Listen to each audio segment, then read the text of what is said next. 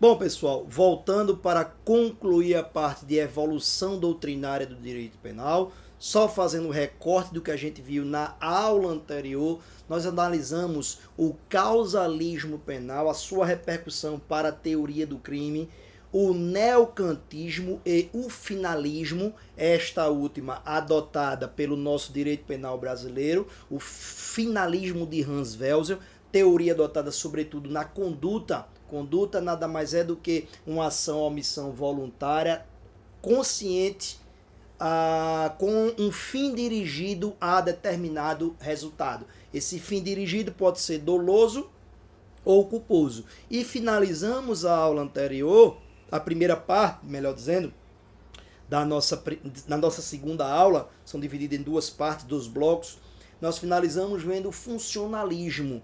Guarda aquele conteúdo bastante importante, que é o funcionalismo teleológico de Klaus Oxin e o funcionalismo sistêmico radical de Gunther Jacobs, que sobretudo a gente vai retomá-lo agora nesse segundo bloco, quando a gente for tratar agora sobre as velocidades do direito penal, notadamente no que se refere à terceira velocidade. A gente vai analisar exatamente a vertente do funcionalismo sistêmico. E na teoria geral do crime, bem como ainda na nossa primeira parte, quando a gente for tratar sobre princípios norteadores do direito penal ou princípios limitadores do poder estatal, nós vamos sempre tocar no funcionalismo teleológico de Klaus Oxin, princípio da insignificância. Lá na frente, nexo causalidade, vamos trabalhar sobre a teoria da imputação objetiva. Vamos retomar na conduta o que vem a ser conduta para o funcionalismo teleológico e para o funcionalismo radical ou sistêmico de Gunther Jacobs. Tranquilo? Então deixamos pendentes para esta oportunidade agora, esse segundo bloco da nossa segunda aula, novas propostas. E quando eu falo em novas propostas, leia-se especificamente velocidades do direito penal. Vamos analisar 4 velocidades e dentro da terceira nós vamos abrir um parêntese para tratar sobre o chamado direito penal do inimigo e abrir outro parêntese também para falar um pouquinho sobre a teoria das janelas quebradas. Tranquilo? Então segue comigo aqui. Novas propostas, primeiramente velocidades do direito penal, velocidades do direito penal, que foi desenvolvido isso aqui, pessoal, por Jesus Maria Silva Sanches, ele que desenvolveu essas velocidades do direito penal, Jesus Maria Silva Sanches. Primeira velocidade, o que é que temos na primeira velocidade? Direito penal da prisão, na qual deve-se manter rigidamente os princípios político-criminais clássicos, as regras de imputação e os princípios processuais. Nessa velocidade do direito penal, nós temos uma atuação morosa, ou seja, atuação mais morosa da nossa justiça.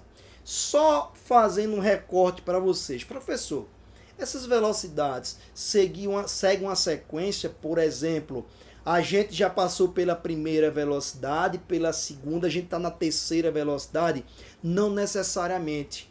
Pode surgir uma lei amanhã prevendo uma contextualização da primeira velocidade do direito penal, ou seja, esta lei ela tem a essência da primeira velocidade. Depois surge uma lei relacionada à segunda velocidade. Então, apesar de existir primeira, segunda, terceira, quarta velocidade, e hoje já comenta sobre uma quinta velocidade,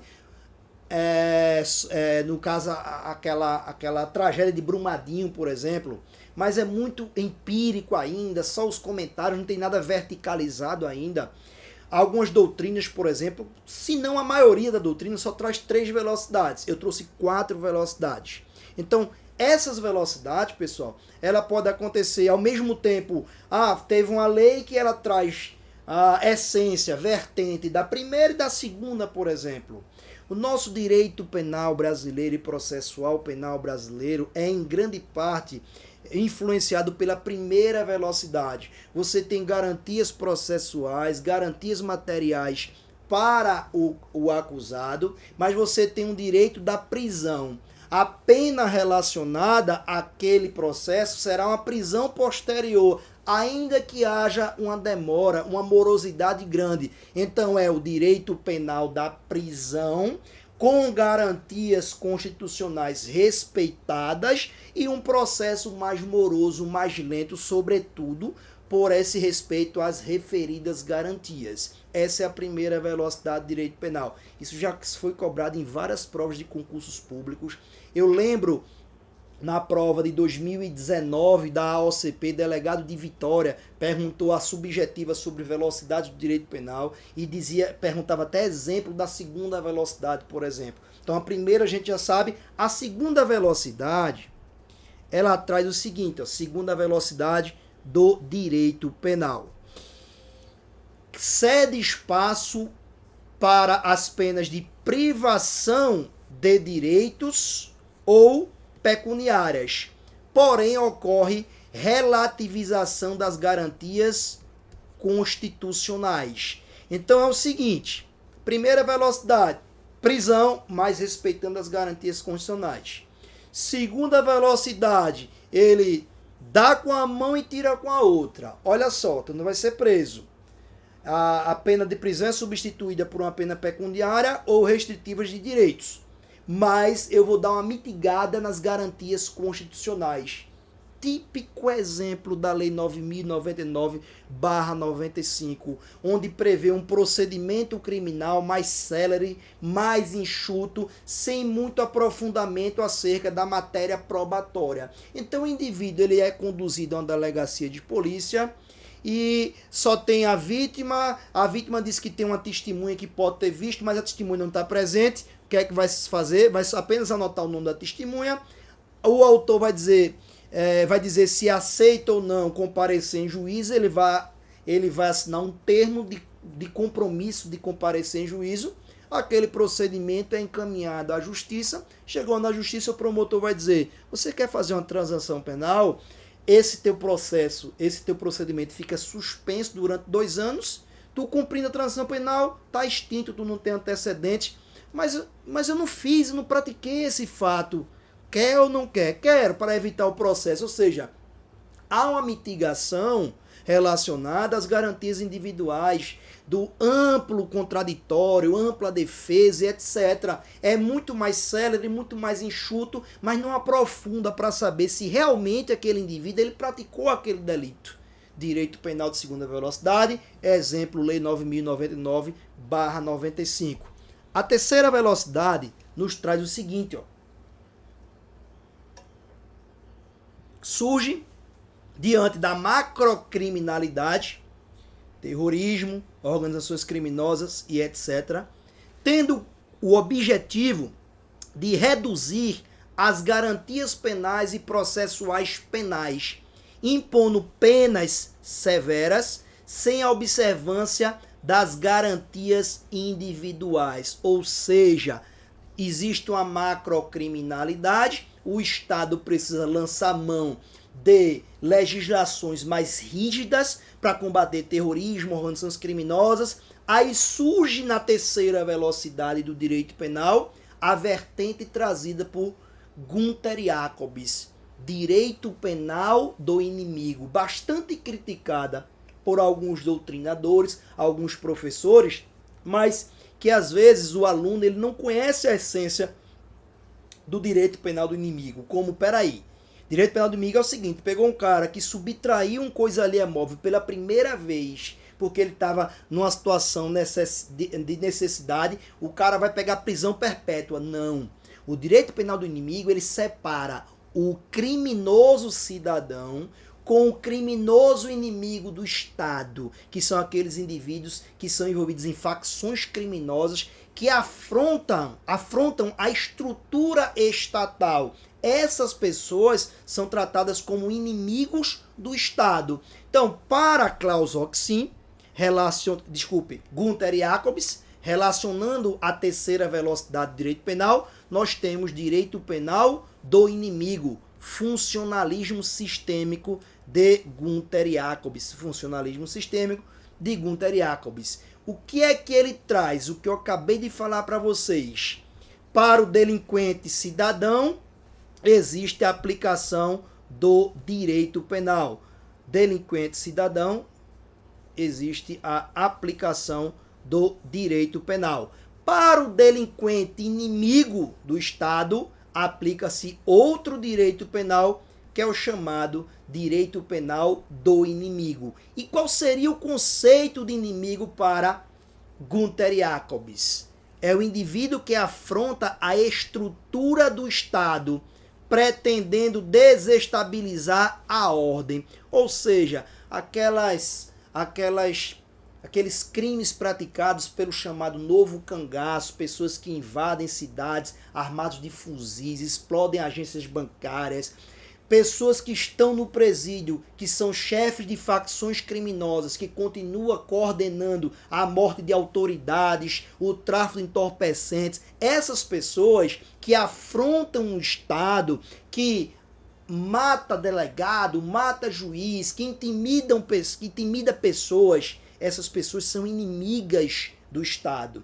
E por serem inimigas, o direito penal deve ser aplicado de outra forma. É como se dissesse, a pegada é outra. O delinquente cidadão, ele tem direito ao direito penal normal. Aqui não, aqui é o direito penal do inimigo para ele. E o que é que traz o direito penal do inimigo? Quais são as diretrizes do direito penal do inimigo?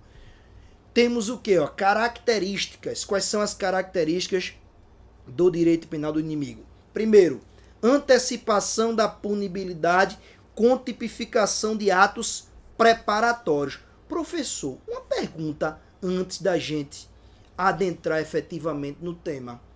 O direito penal brasileiro adota o direito penal do inimigo? Se eu disser para vocês que o direito penal brasileiro tem dispositivos penais com características do direito penal do inimigo, muita gente vai dizer que o senhor está equivocado, mas a gente vai comprovar a vocês que alguns dispositivos penais no direito penal brasileiro é da vertente do direito penal do inimigo. Esse primeiro, sobretudo, que é antecipação da punibilidade com tipificação de atos preparatórios. Nós temos, sobretudo, no Código Penal, quando trata-se de falsificação de moeda, que está no 289, se você observar o artigo 291, salvo melhor juízo, tem petrechos para falsificação de moeda, ou seja, se eu tenho um maquinário que é ato preparatório para a falsificação, esse mero fato de eu ter esse maquinário já configura crime. Lei 13.260/2016, Lei de Terrorismo, lá pune-se atos preparatórios de terrorismo. Artigo 288 do Código Penal, associação criminosa. A associação criminosa é um ato preparatório para o cometimento de diversos crimes. O Estado está punindo atos preparatórios anteriores. Há uma punição antecipada na fase preparatória, direito penal do inimigo, em alguns dispositivos do nosso Código Penal. Outra característica importante é a flexibilização do princípio da legalidade. Aqui a gente não tem tanto isso. A flexibilização do princípio da legalidade, notadamente para tipificar crimes abertos, por exemplo, né? Tinha na lei anterior, na realidade, tinha na lei de segurança nacional, que era atos de terrorismo, era bem aberto isso aqui, o dispositivo.